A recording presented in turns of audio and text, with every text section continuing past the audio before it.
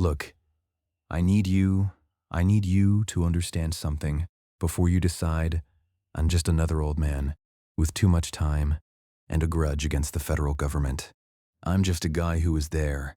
GS6, Goldstone Deep Space Communications Complex, Mojave Desert, California. I wore a headset for 8 years and logged signal data and listened to space like it was the radio. That's all I was. That's all I am. There is a pressure behind my nose right now, behind the bridge of it, in the bone. It's been there since November of 1973. A dull, warm ache, like the start of a nosebleed that never arrives. Some weeks it's so faint I almost forget it's part of me.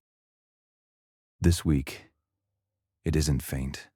This week it has been building every night, sitting behind my eyes like two thumbs pressing from inside my skull, and I've been going outside after dark and looking up and feeling the sky push back.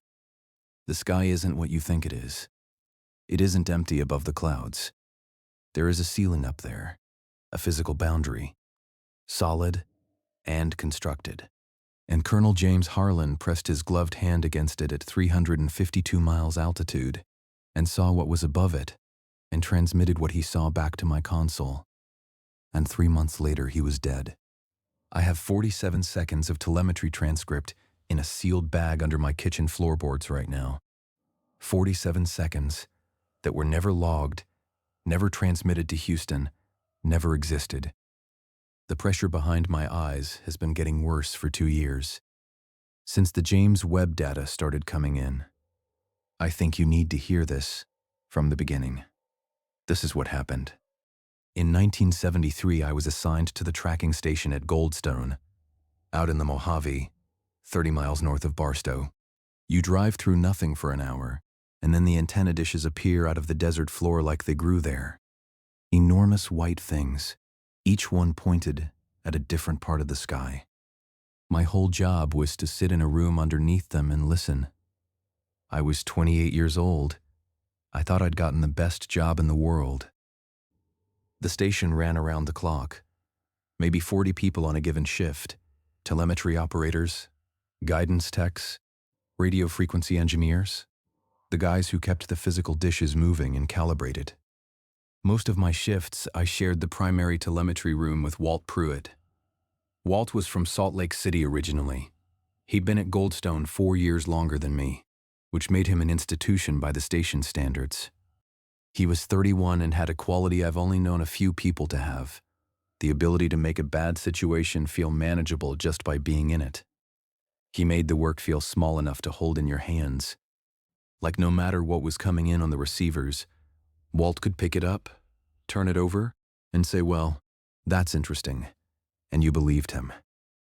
He brought orange slices every single shift in a blue Tupperware container. He had a wife named Carol back in Salt Lake, and 2 little girls, and he kept their photograph taped inside his equipment locker. Every time he opened that locker, to grab a pen, to get his calibration cards, anything, he'd look at that photograph for 1 second. Not long. Just 1 second. Like he was making sure they were still there. I remember that exactly. I don't know why some things stay and others go, but that's one of them. In the fall of 1973, our section chief called the cleared personnel in one by one and explained what we needed to know. High-altitude EVA validation test. Classified advanced engineering mission designation. 3-man crew. Orbital trajectory only. No lunar component. Need to know. We needed to receive and log.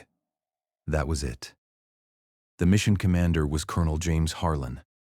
I knew him only from the mission briefing files and the pre-mission recordings we were given for comms calibration. Test pilot. 3 tours in Vietnam. He'd been in the crew rotation for Apollo 17 and gotten bumped. The files didn't say why. And the files never say why when the real reason is political. And he must have been furious. You couldn't tell from his face. There was nothing in any photograph or recording that suggested James Harlan experienced fury or any close neighbor of it. His face gave you a flat line. His voice on the radio was even flatter, completely effectless, like he was reading weather data for a city he'd never been to and never planned to visit. He was 44 years old in November of 1973. He had a wife whose name I later learned was Margaret, and 2 sons in elementary school, and a house in Houston, and a career that had been on track for one of the greatest achievements a test pilot could reach, right up until he'd been bumped from Apollo 17, for reasons nobody in the files would put in writing. The thing about Harlan, and I've thought about this a lot, over 50 years, is that bumping must have been the defining event of his professional life up to that point, and he responded to it by accepting the classified mission that nobody else was apparently willing to take. Whatever the November flight actually was, Harlan said yes to it. That tells you something about him. I don't know if it tells you something good or something else, but it tells you something. Some pilots calm down when things go wrong. Harlan was already calm before anything went wrong, and I understand now that those are 2 very different kinds of calm, but I didn't understand it until November. Dr. Eleanor Marsh I met in person about 3 weeks before the mission launched. She worked in a room down the hall from the telemetry suite that most people at the station treated like a storage closet. Walked past it, ignored it, maybe forgot it existed. She was attached to us from JPL, running electromagnetic background analysis, anomaly detection. She was maybe 40, which seemed old to me then. She had a portable spectrograph on her desk that she'd modified herself.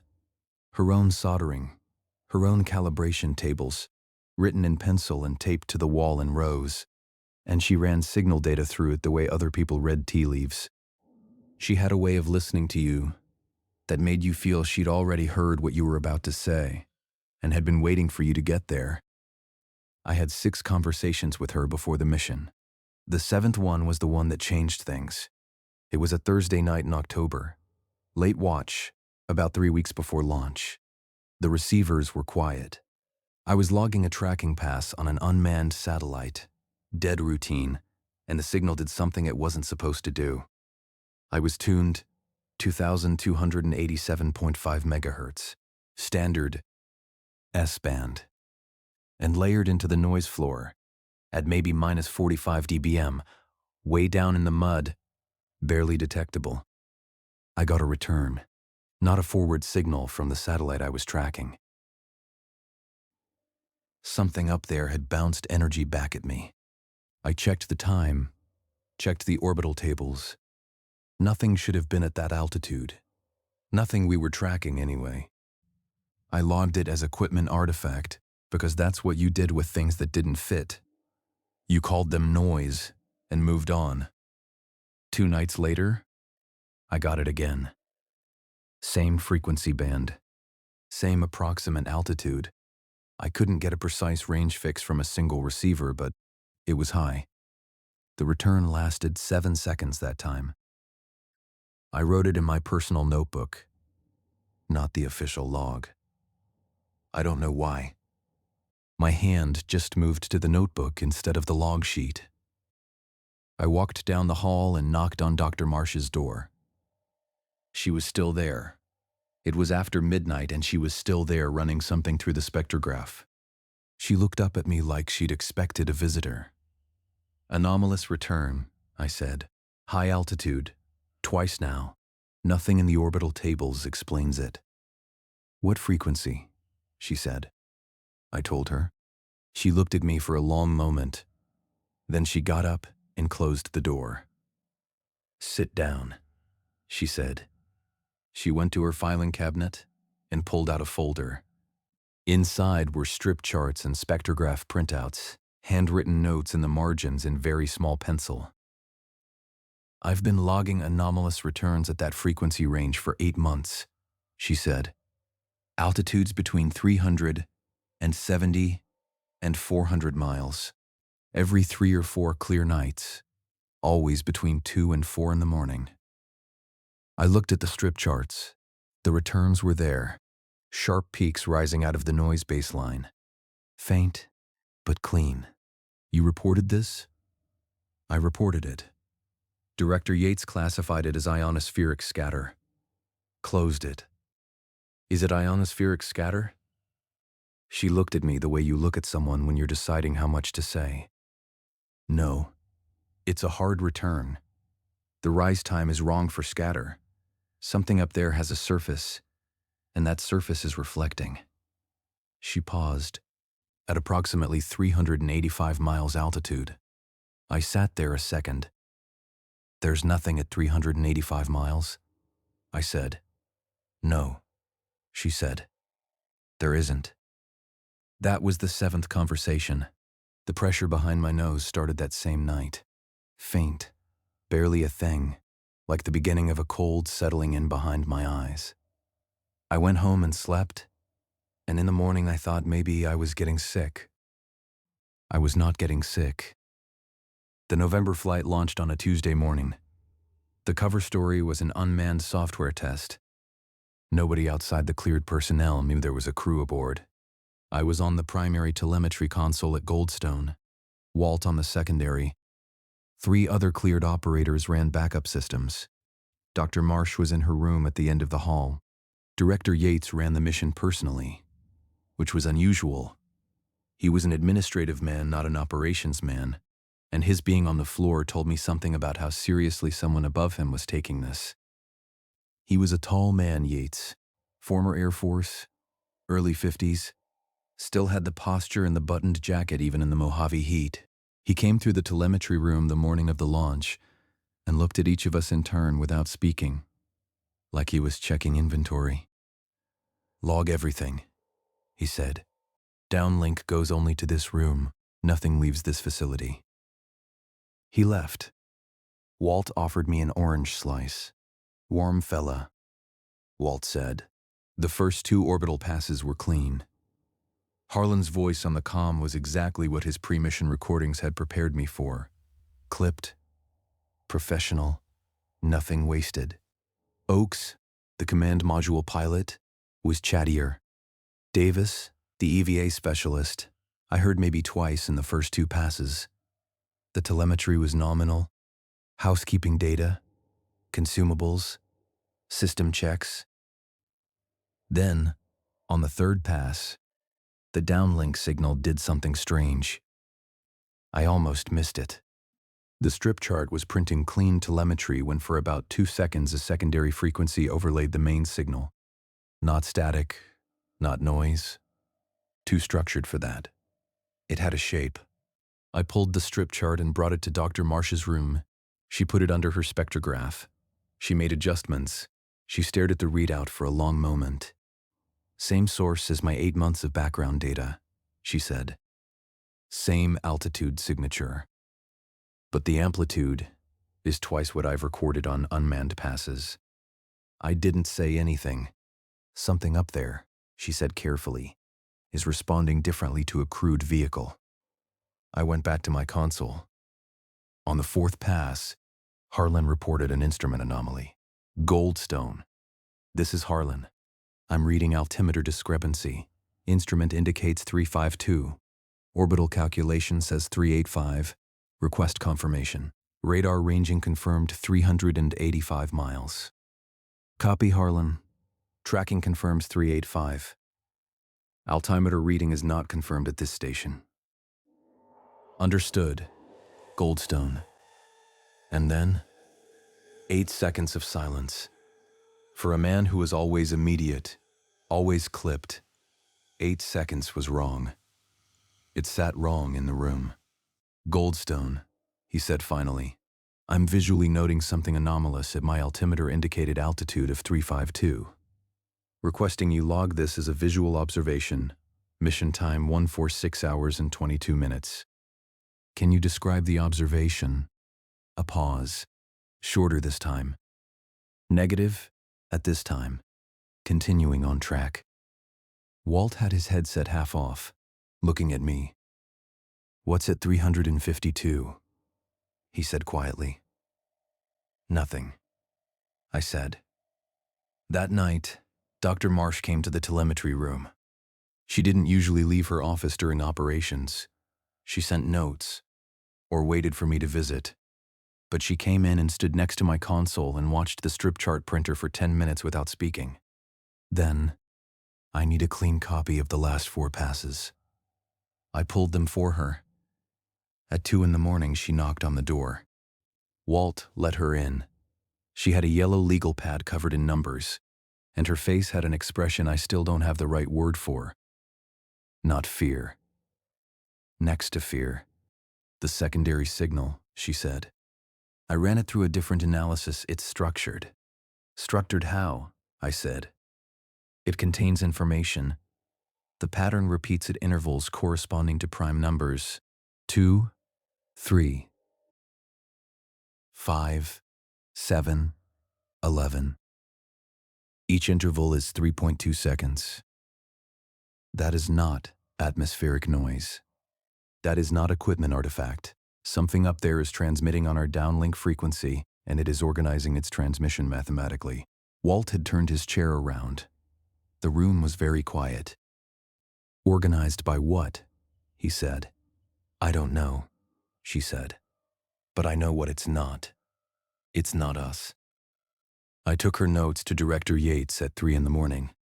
He opened his office door in his undershirt and the same trousers, half undressed, and read through her analysis. Maybe 90 seconds. This is speculative pattern recognition. He said, people see patterns in noise. That's what people do. The Fibonacci correspondence is, statistically, speculative. He handed the notes back. The mission is proceeding. Dr. Marsh continues her background monitoring. Nothing leaves this facility. That's the standing order. He started to close the door. Sir, I said, the prime number sequence. If it's deliberately organized, Connolly, he said, the mission is proceeding. He closed the door. I stood in the hallway for a moment. Then I went back to the telemetry room and sat at my console and looked at the strip chart for a long time. Walt came over with an orange slice. You okay? Not really, I said. Me neither. He sat down at his console. He was quiet a moment. I keep thinking about calling Carol, which is stupid. It's 3 in the morning. Yeah, I just keep thinking about it. He pulled his headset back on. Anyway, he didn't call her that night. I wish he had. That night, the second full night of the mission, the communications changed. Harlan was inside the capsule. He'd been minimal since the first EVA pass, responding only when queried, terse even by his standards. At 2200 hours, I was monitoring the downlink when his voice came through, clear and flat. Goldstone, we're seeing something in the viewport. I keyed the uplink. Copy that. Harlan, can you describe what you're seeing? Silence. Harlan, this is Goldstone. You reported a viewport observation. Please advise. A pause. Then Harlan's voice, slightly different, a half-second lag in his response pattern that I noticed without being able to name. Said, Goldstone, I made no such transmission. Last contact was 2142. I sat very still. I played back the local recording. The voice was there. Harlan's voice, exact cadence, saying Goldstone, we're seeing something in the viewport. Logged at 2200. I pulled the transmission metadata. The routing timestamp, a field I'd never had reason to examine, showed the signal had arrived 18 minutes before I'd heard it. I wrote that in my notebook. Not the official log. 2 hours later it happened again. Davis's voice cut off mid-sentence. Tell them we can't just... Then silence. I confirmed with the capsule. Davis had made no such transmission. I went down the hall to Dr. Marsh's room. She was awake. She had both the recorder and the spectrograph running. She looked up at me with the expression of someone who'd been expecting this news for a while. Playback transmissions, I said. Voice from the crew that the crew didn't send. Yes, she said. I've been getting it too. Since hour 40. She turned the spectrograph screen toward me. Listen to the playback recording and watch the frequency analysis. Each word is from a different source transmission. The splicing is so clean it sounds like one person speaking. But it isn't. It's many recordings assembled into new sentences. Assembled by what? She looked at me steadily. They're listening to us. She said, they've been listening to us. They've been indexing what they hear, and now they're constructing responses from the materials we gave them. They, I said. Yes, she said. They. A boundary condition, and based on the signal profile I've been analyzing for 8 months, it is not a natural atmospheric formation. It has reflective properties consistent with a manufactured surface, and whatever is above it. She paused. The mathematical structure in the signal, primes and Fibonacci ratios. That's not engineering convention. Those are patterns that living systems generate. The boundary responded when Harlan approached it. Responded the way a nervous system responds to stimulus. She set the legal pad down. We are not in low Earth orbit. We are in the lower portion of a contained space. Something built the ceiling of that space, and something lives above it. She said it quietly, as a fact she'd been sitting with for 8 months, and had finally decided she could say out loud.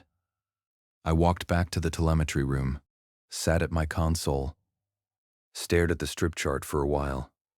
The pressure behind my eyes was in both sockets now, not just the bridge of my nose, but pressing inward from behind each eye. A deep ache that aspirin did nothing for. Cleared personnel only. He stood at the front of the room with his hands folded behind his back. As of 0600, I'm authorizing a second EVA. Extended duration.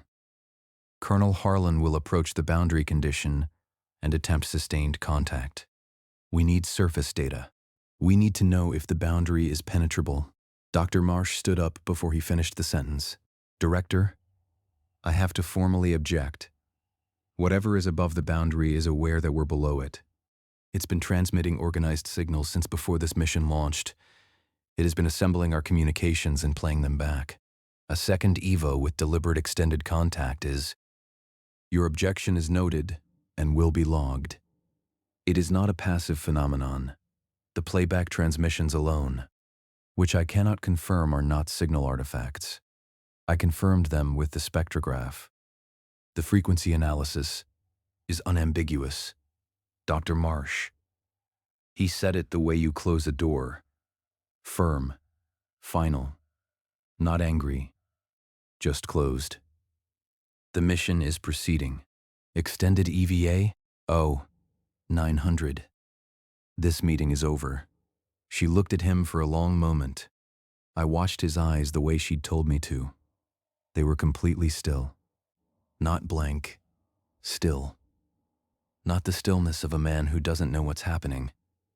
The stillness of a man who knows exactly what's happening and has already decided to let it happen anyway. She left the room without another word. Yates looked at me. Log everything. He followed her out.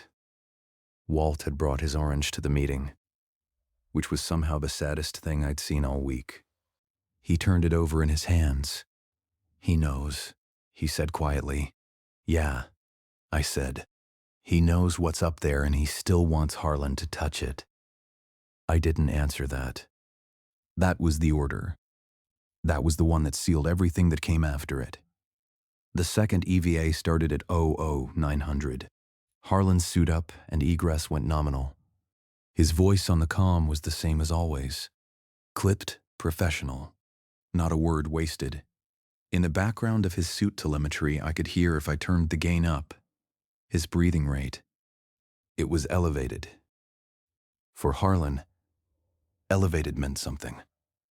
Before he went out, I ran a systems check on the suit camera. The camera on the EVA suit transmitted a live video signal back to a monitor on my secondary console. Low resolution, black and white, but it captured whatever Harlan was looking at. I checked the resolution and the transmission quality and logged it. The monitor screen was 10 inches across, and it showed me the inside of the airlock, the hatch handle, the edge of the hatch as it opened, and then the black of space beyond it. He reached the boundary condition at 9:22. Goldstone, Harlan. I'm at the boundary, approximately 1 meter below. Ready to proceed on your mark. Yates had taken the comm chair himself. He was on the uplink. Harlan, this is Director Yates. Proceed with contact. Sustained contact. We need surface data. A pause. Copy that. Director. Proceeding. On the suit camera monitor, I watched the view shift as Harlan maneuvered upward. The camera showed the capsule receding below him, the white hull, the engine bell, the folded dish of the high-gain antenna, and then just the darkness of space and the curve of the Earth far below. At the top of the frame, I could see something that I had no context for. A faint luminescence, barely brighter than the star field, that didn't move and didn't pulse, like a surface catching light from an angle the stars weren't providing. Then Harlan raised his gloved hands into the camera frame, and the view shifted up, and the luminescence filled the top third of the monitor. 40 seconds of silence on the comm. Then, I'm in contact. Both gloves. Surface is firm. Taking pressure. A pause.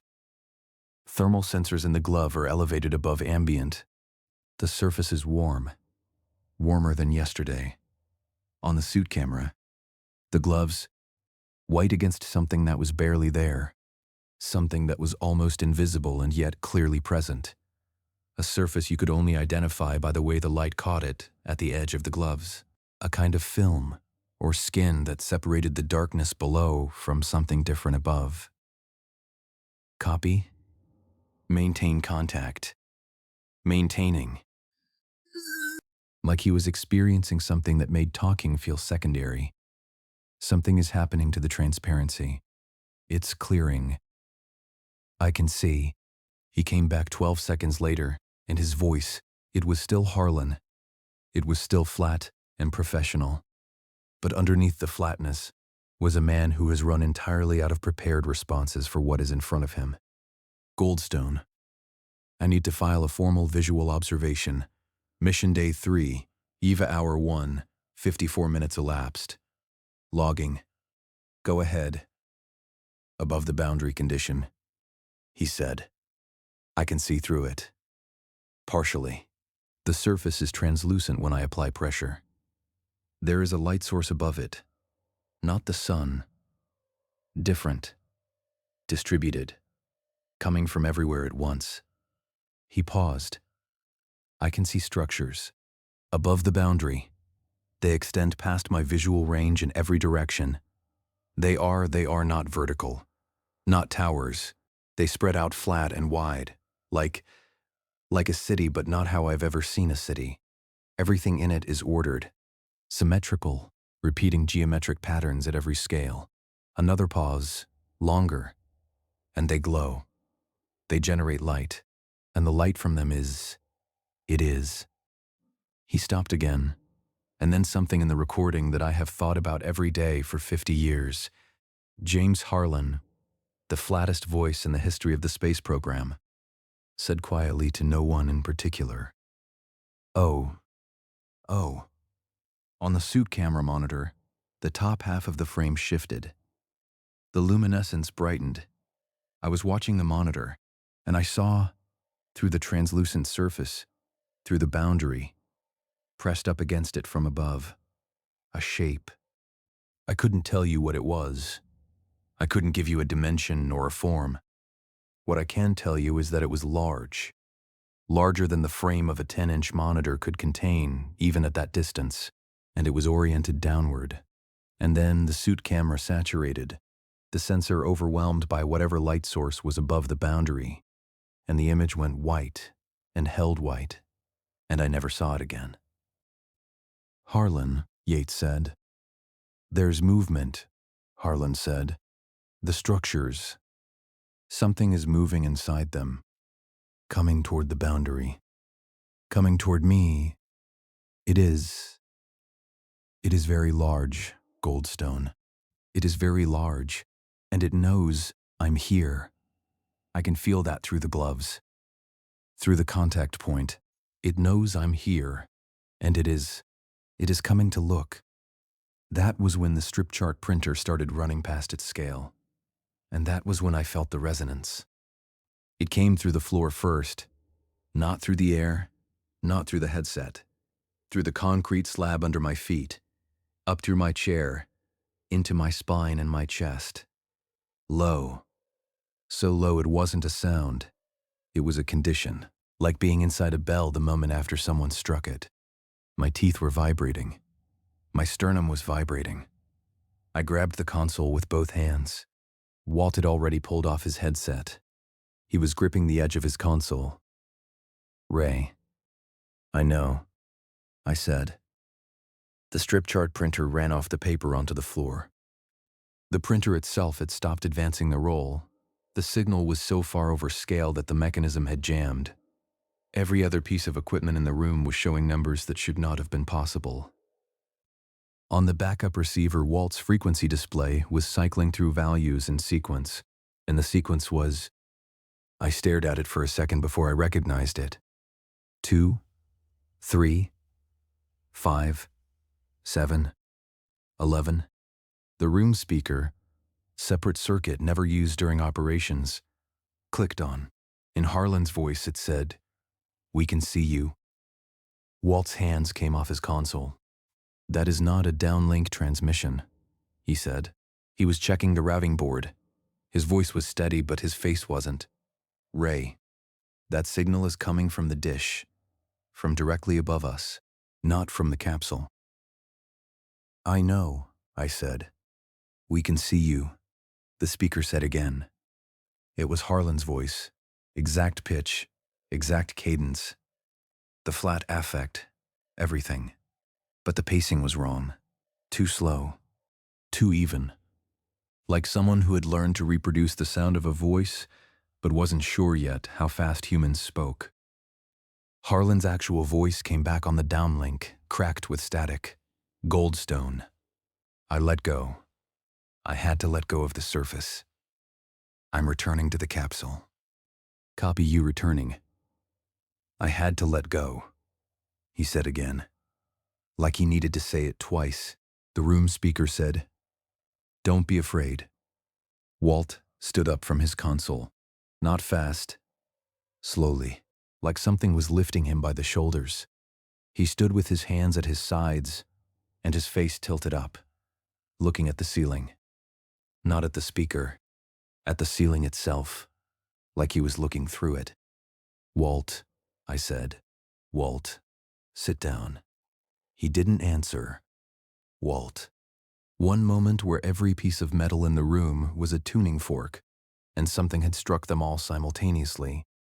The strip chart housing, the rack mounts, the metal frame of my console, the filing cabinets along the wall. I saw a crack run across the glass face of a pressure gauge on the back rack, clean and fast, like a finger drawing a line. The fluorescent light above the door flickered and went dim and came back. The room smelled briefly like ozone, like after a lightning strike, sharp and clean and wrong. Then it was gone, all of it, gone, not faded, cut off. Walt sat back down. Slowly, he put his hands on the console and looked at them. "Walt." I touched his arm. "You okay?" He turned to look at me. His focus was off, not absent, wrong. Like he was looking at something slightly behind my face. "I need to call Carol," he said. "You can call her after shift." "Now," he said. "I need to call her now." He sat at his console for 18 more minutes, not responding to his name. Hands resting on the equipment, eyes open, blinking slowly at a point above the door. The medical officer came. They brought a stretcher. Walt went out of the telemetry room on that stretcher, blinking at the ceiling all the way down the hall. I worked the rest of the shift alone.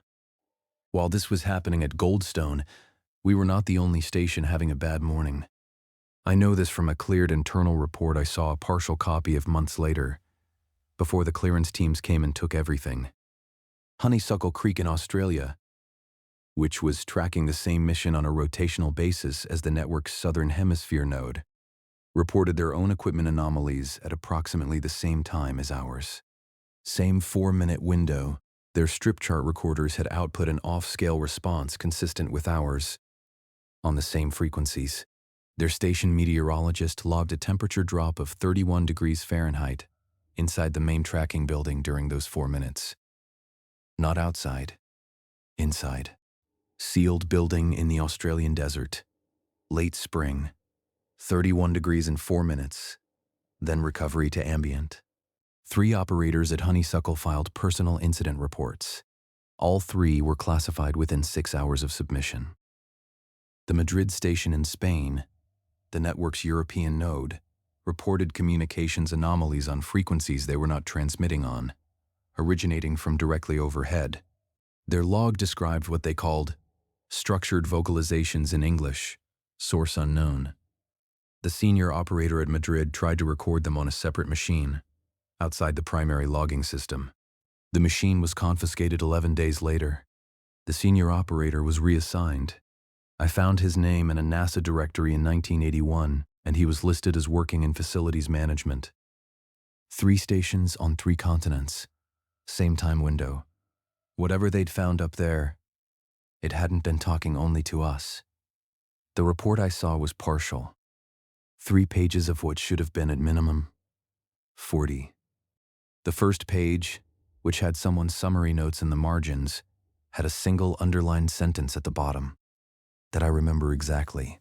It said, "Phenomenon demonstrates awareness of network topology." In other words, it knew we were talking to each other. It knew how we were arranged on the surface. It had responded to all 3 stations simultaneously, from directly above each one. It knew where we were. At 1400 hours, Director Yates cleared the telemetry room of non-essential personnel. That left him, me, and 2 senior engineers whose names I won't use because one of them is still alive. Harlan had been back in the capsule since shortly after the resonance event. His transmissions came in fragments, some coherent, some not. He sounded exhausted in a way that had nothing to do with physical fatigue.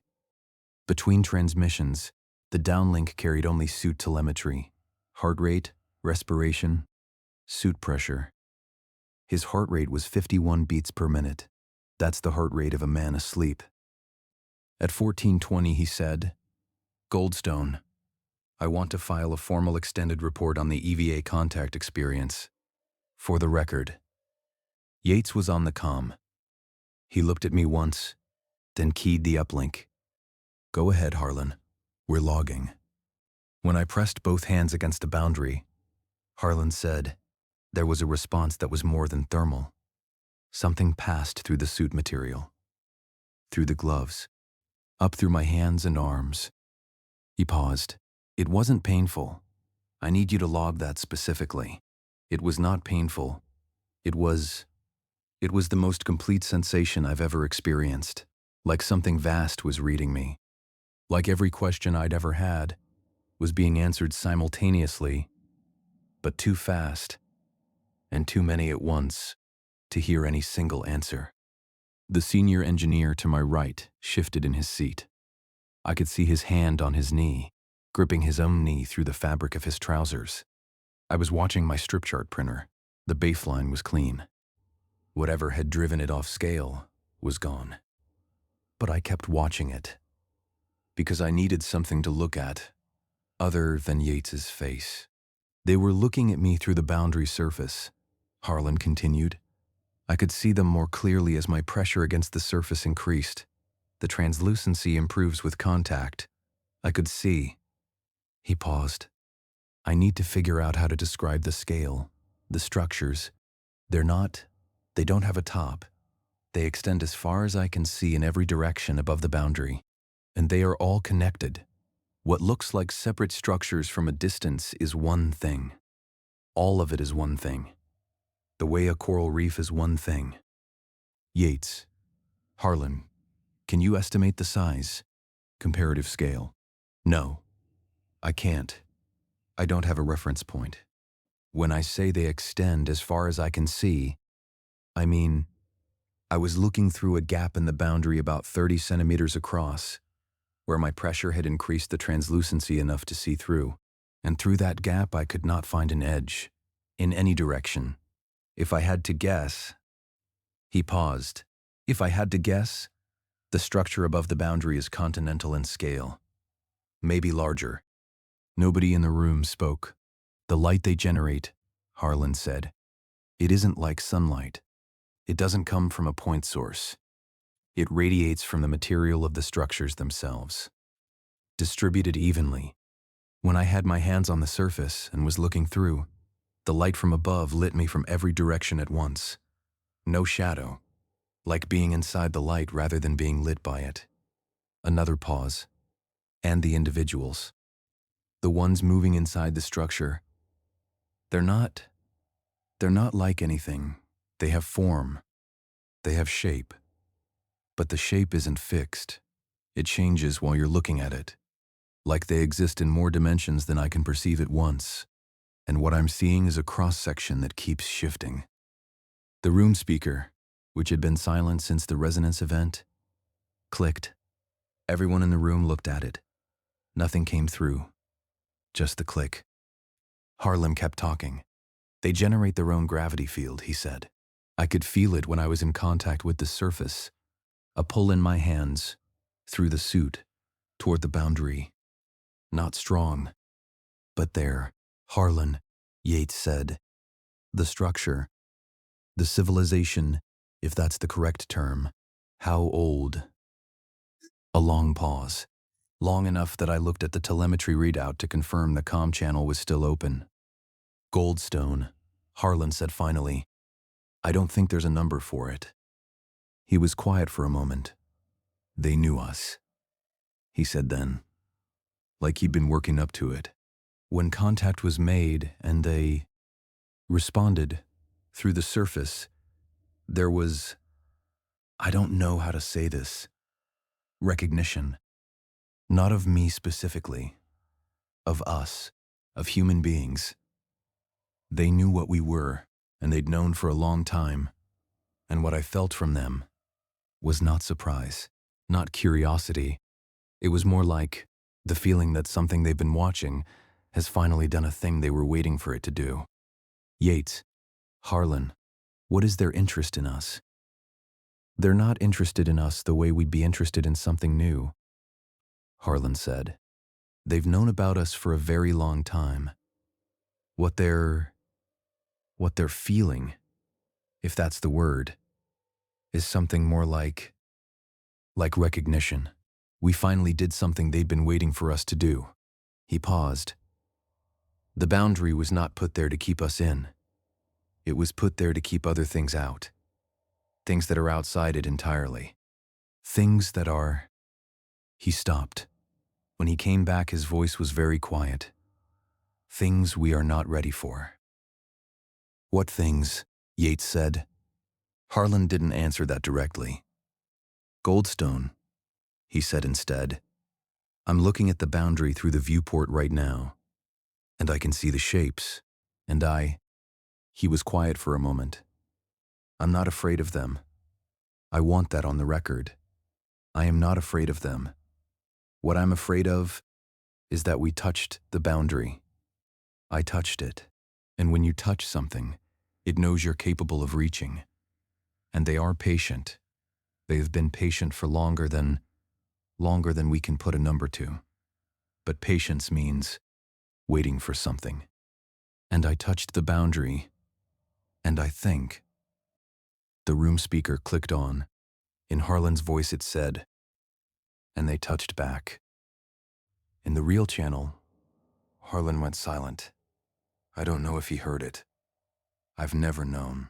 The senior engineer to my right stood up abruptly and walked to the corner of the room and stood with his back to us, one hand on the wall, not moving. I watched him for a second. His shoulders were shaking, just a little. Just enough to see. I looked at my strip chart. I looked at the baseline, flat and clean. And I thought about what Harlan had said. The most ordered, living, brilliant, ancient thing imaginable. Looking down at a man in a white suit, pressing his gloves against the inside of the ceiling of the world, and reaching back. I thought about Dr. Marsh's 8 months of readings, and the mathematical patterns in the signal, and the voice from the room speaker that had learned to use our words. And all of it, was simultaneously the most terrible thing I had ever been close to, and the most extraordinary. I have sat with that contradiction for 50 years. I don't think it resolves. I think that's just what it is. He walked to the center of the room and stood there. He looked at the speaker on the wall. His hands were at his sides, completely still. Then he looked at me. "Is the deorbit burn on schedule?" he said. His voice was flat, empty. The flatness was too fast, too total, like all the air had gone out of him at once, and he was running on something that wasn't quite air anymore. "Yes, sir," I said. 11 hours from... Good. He sat back down at the comm station. He picked up his pen. He looked at the log sheet in front of him. The pen didn't move. "Sir?" I said. He looked up. His eyes were open. They were oriented at me. But they were the eyes of a man who has been shown how large a room is and cannot find the door. Not crazy, not broken, just done. Like something behind the eyes had finished and not been replaced. "Log everything," he said. "I am, sir." He nodded. He looked back at the log sheet. I watched him for a long time after that. He sat in that chair for 4 more hours, through the rest of Harlan's intermittent transmissions, through the deorbit prep, through the burn confirmation. He acknowledged inputs when addressed. He gave a few terse instructions, but his pen never moved on the log sheet. He wrote nothing. He logged nothing. He stared at the paper on the desk in front of him, and the paper in front of him might as well have been the ceiling of the world. He was transferred to administrative duty 3 weeks after the November flight, then medical leave. He died in 1981 at 61 years old. I am being precise about what I saw. I watched the thing behind his eyes go out. Not slowly, not dramatically, just out, like a light. That happened in front of me, in the Mojave Desert, in the afternoon, in November of 1973. And I never told anyone until now. Harlan, Oakes, and Davis ran through the pre-burn checklist. Harlan's voice during the checklist was correct in every procedural sense. But it had a quality I'd noticed developing over the past 12 hours, a flatness that was different from his usual flatness. His usual flat affect was a man choosing to be economical. This new flatness was a man who had stopped choosing. They fired the service module engine and dropped out of orbit. On the way down, Harlan transmitted intermittently. He described the boundary below him as the capsule descended through it, said it was like passing through warm water, and that for a half second he felt everything he'd felt during the EVA simultaneously. All of it at once, and then it was gone. "It knew we were leaving," he said. Not alarmed, just noting it. "Copy that, Harlan. How are you reading? Any instrument anomalies during the transit?" "Negative, all nominal." A pause. Oakes and Davis felt it too. The transit. They're not talking about it. I looked at my telemetry board. Oakes's heart rate had elevated during the boundary transit and then normalized. Davis's hadn't changed at all. Davis's hadn't changed since the EVA. It had sat at 63 beats per minute like a machine. Harlan reported objects pacing the capsule at 90,000 feet, above it and to both sides, keeping pace, not interfering. "They're there," he said. "They're just watching. I don't think they want us to land. I don't think they want us not to. I think they're just..." He trailed off. They just want to see it. Harlan, we're tracking you at 90,000. No anomalous contacts on radar. They're not on radar, he said simply. He stopped reporting them at 50,000 feet. At 40,000, the recovery ships picked up the drogue chutes on radar, and everything was nominal and falling toward the Pacific. And the pressure behind my eyes cut off, not faded, not tapered, gone, instantaneously, like someone had opened a fist that had been clenching the bone behind my face for 4 solid days. I sat up straight at my console and took a breath, and the air in the Mojave, dry, mineral, alive, smelling of dust and console electronics, and the cold of a desert morning, tasted like the best thing I'd ever inhaled. I put my hands on my knees and sat there and just breathed.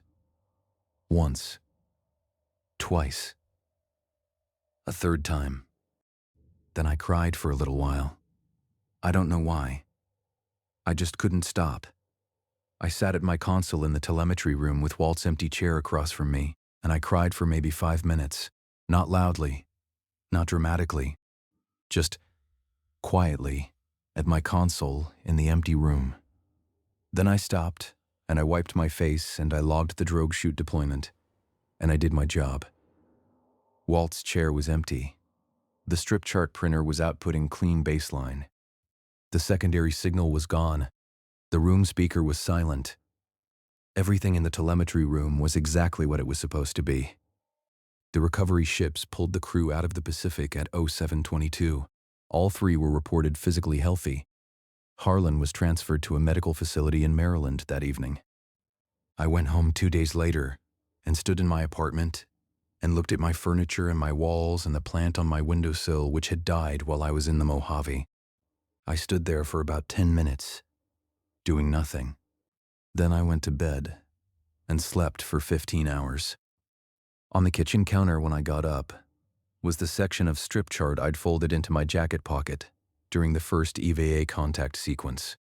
I'd taken it without deciding to. My hand had just moved. I put it in a Ziploc bag, and I put it under the 3rd floorboard from the left in my kitchen. It's still there.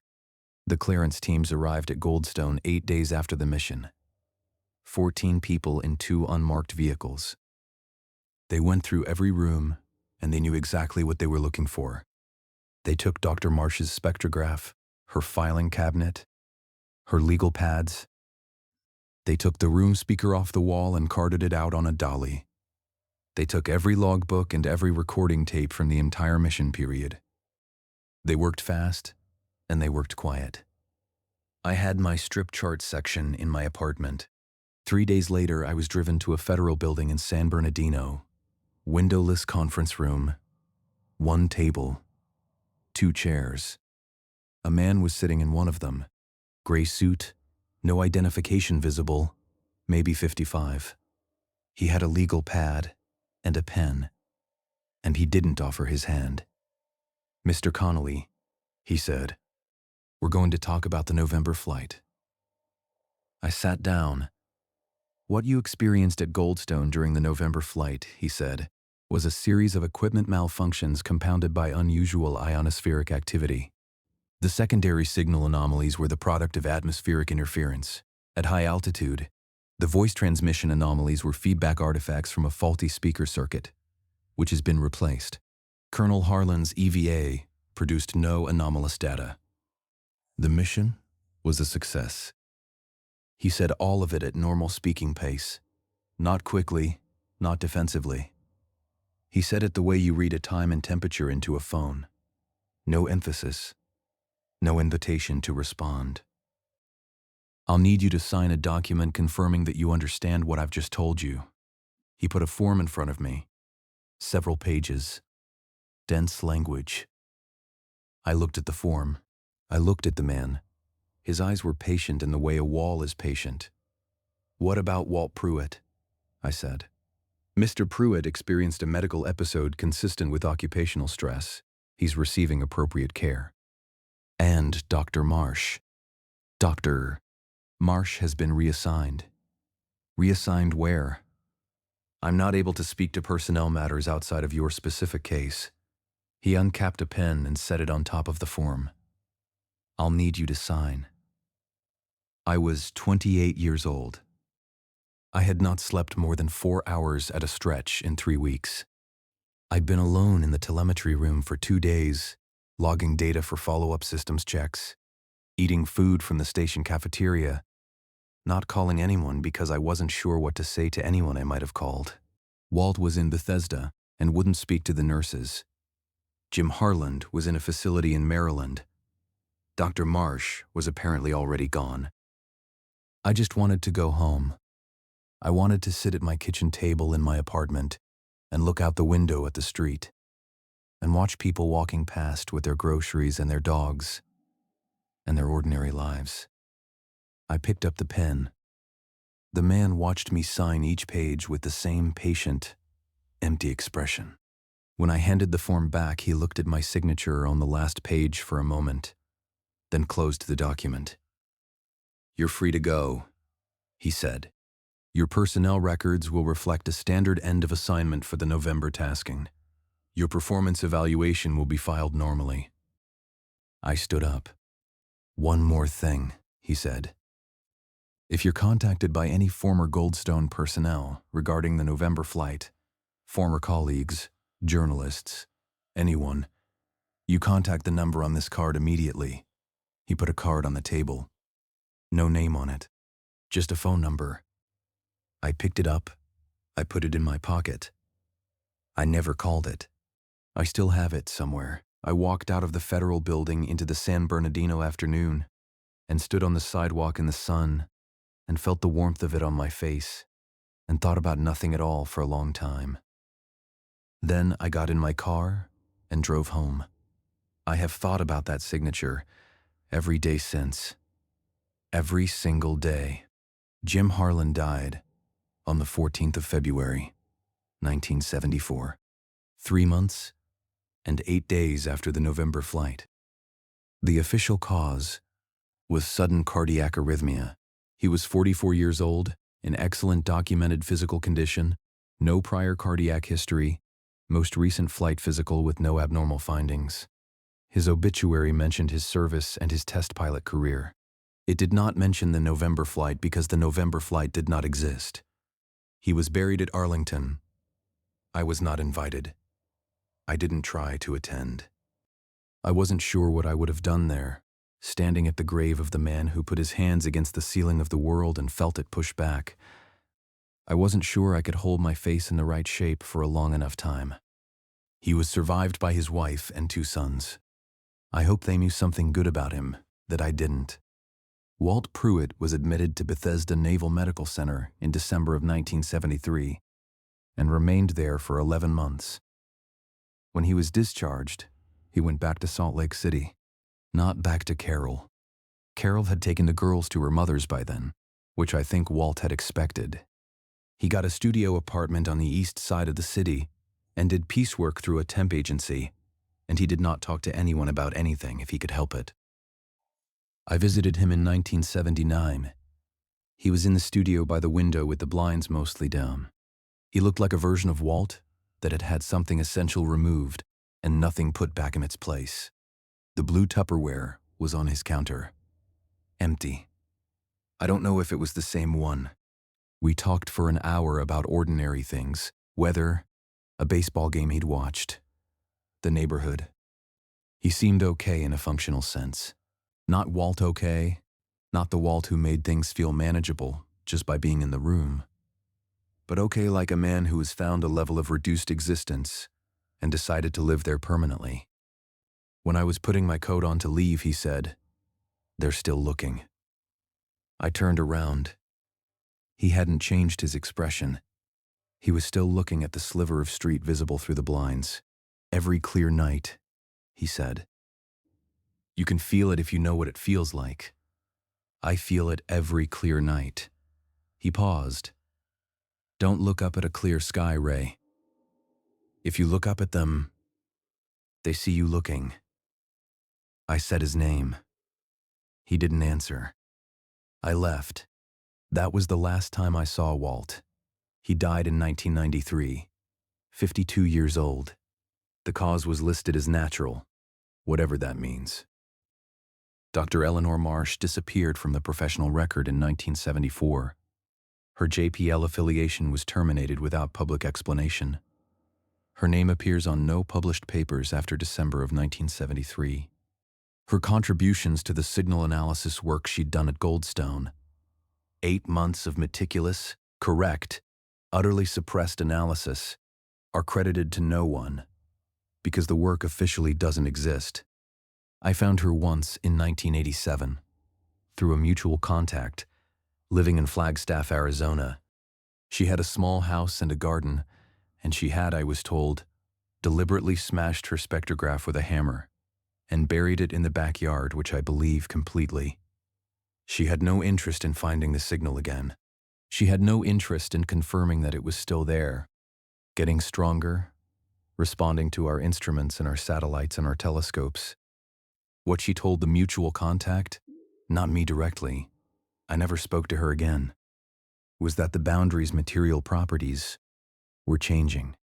That the analysis she'd done in 1973 showed a stable, consistent surface with defined characteristics, but that information she'd glimpsed in the years since suggested those characteristics were shifting, that the reflective properties at the boundary's edges were different from its center, that it was becoming more permeable. She said, "We are not in low Earth orbit. We have never been in low Earth orbit. We live at the bottom of a contained space that something built and has been maintaining for longer than we've been anything. And the lid is shifting." I don't know if the mutual contact remembered her exact words, but they sound right to me. They sound exactly like the way she talked. The Outer Space Treaty entered into force on the 10th of October, 1967. You can look that up. The United States, the Soviet Union, and 62 other nations, Cold War enemies who could not agree on anything, whose entire foreign policy for 30 years was organized around mutual destruction.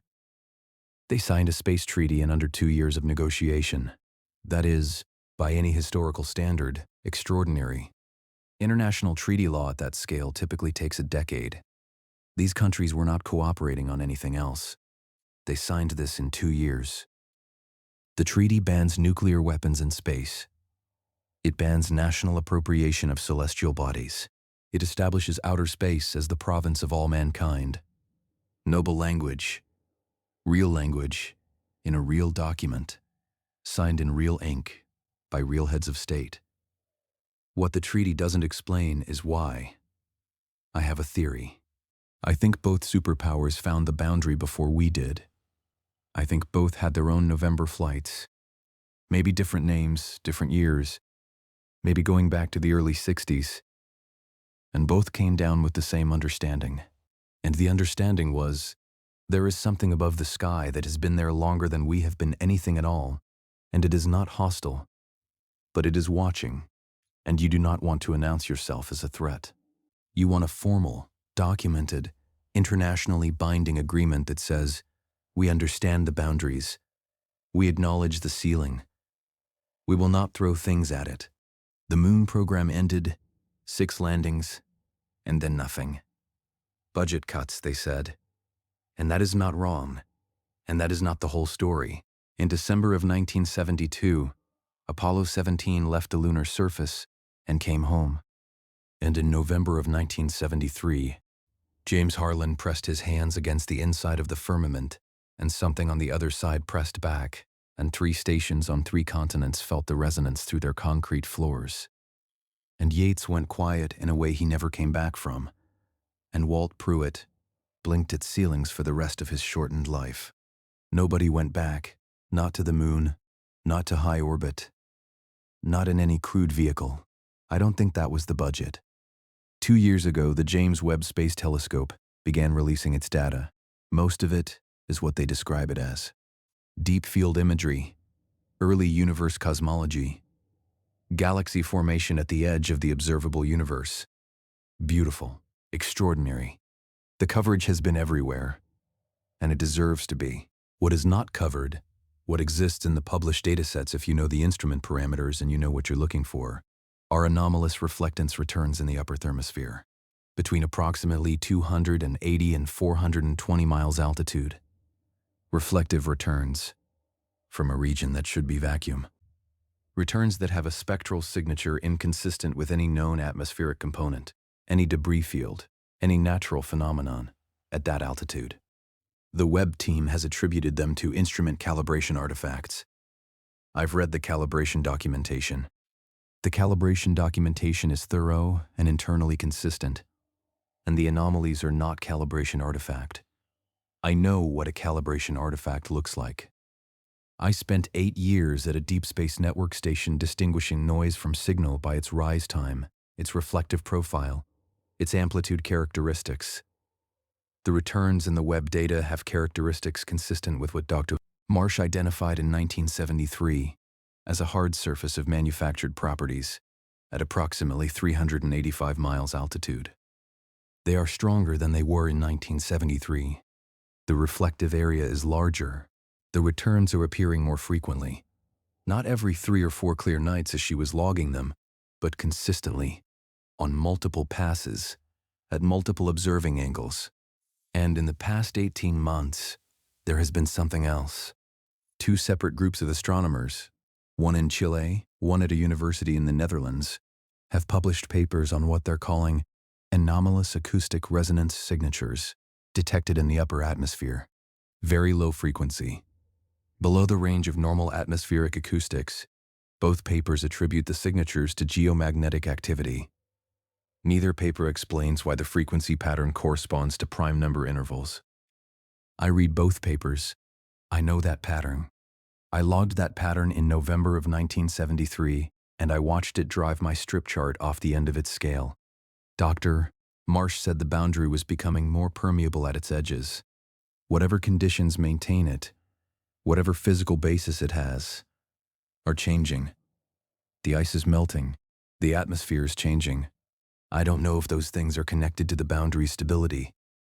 I'm just a telemetry operator, but I know that the signal is getting stronger, and the pressure behind my eyes is the worst it's been in 50 years, and I have been outside every clear night this week looking at a point in the middle distance and not looking up. The strip chart section under my kitchen floor is 17 inches long and 4 inches wide. The paper has yellowed and the grid lines are faded, but the printed trace is still dark and legible. On the left half of the strip, the trace is clean baseline, flat and normal and unremarkable. Then at the point corresponding to EVA contact, the trace goes to maximum amplitude and holds there. The printer jammed at scale maximum. The maximum amplitude section is 9 inches of solid black line. Then 2 seconds of return to baseline, and then 4 seconds, just before the trace dissolves into noise and silence, of the pattern. Organized, repeating, mathematical. Intervals of 3.2 seconds. The primes in sequence, nested inside each other the way a Russian doll nests. Someone took a black marker to that strip before I removed it from the printer. They got most of it. They got the good stuff in the middle, the scale maximum section. They missed the 4 seconds at the end. 4 seconds of organized signal from something that lives above the ceiling of the world, pressed against the inside of its own sky, looking down at a man in a white suit. That's new. It started behind the bridge of my nose in 1973 and moved to my eye sockets and then to my sternum during the EVA contact. And for 50 years, it's been a low-level background presence in the bone between my eyes, like a battery that's been running down slowly and never quite reaching empty. Tonight, it's in the hinges of my jaw and the base of my skull and my back teeth, and it's been building for 2 years, and it has never been this strong since the November flight. I don't think that means nothing. Walt said, don't look up when the sky is clear. I've been following that advice for 45 years, more or less. I go outside at night and I look at the ground, or I look at a point in the middle distance, and I don't look up. But I know they're there. Above the boundary, above the sky, above everything we think of as above. The ordered light, and the ancient structures and the civilization that built the ceiling of the world, for reasons we can only partially understand. Patient, watching, aware that we are below them in a way we are not yet fully aware of ourselves. Harlan touched the boundary and felt that it was warm, and they touched back. I still feel it in my jaw, in my back teeth. It's a hum, the way a very large transformer hums through a wall, low and constant and present. I felt it first in November of 1973, in the telemetry room at Goldstone, through the headset and the console and the concrete floor. I feel it now, 50 years later, sitting in my kitchen at 2 in the morning, writing things down. It is getting louder. I'm going to stop talking now. Not because they can't see you when it's dark, because when it's clear, you might see them looking back.